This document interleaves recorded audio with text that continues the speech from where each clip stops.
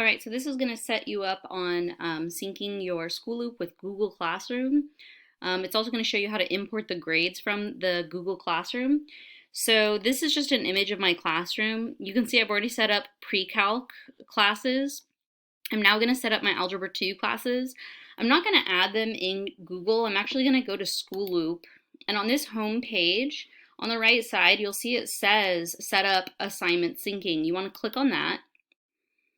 And now you have your class periods. You can see I already have my pre-calc classes synced up.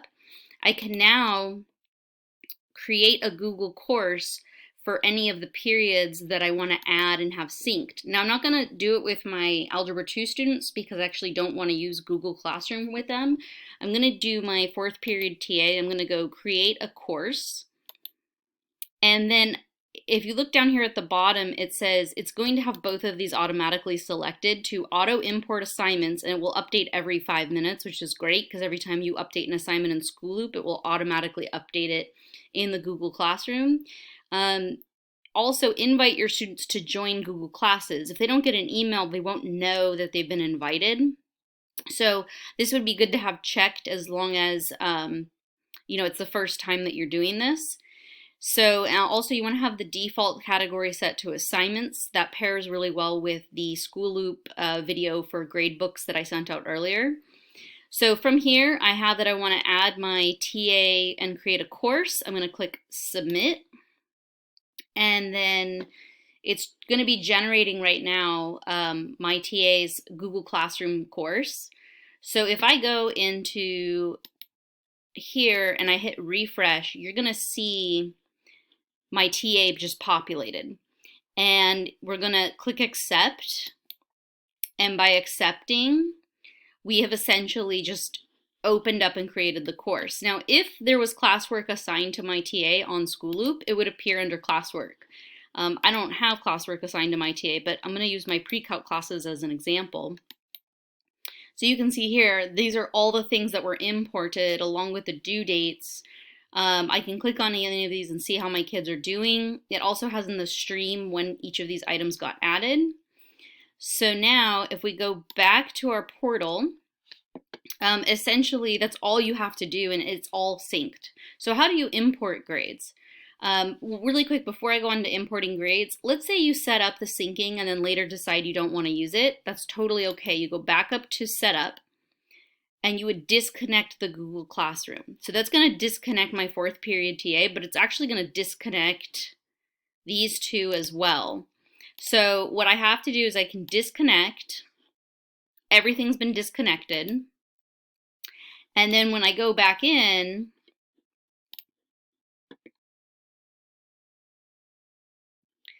everything is not linked. So I can go back and relink my honors courses because I want those two to work. I just don't want this TA period that I created for this video.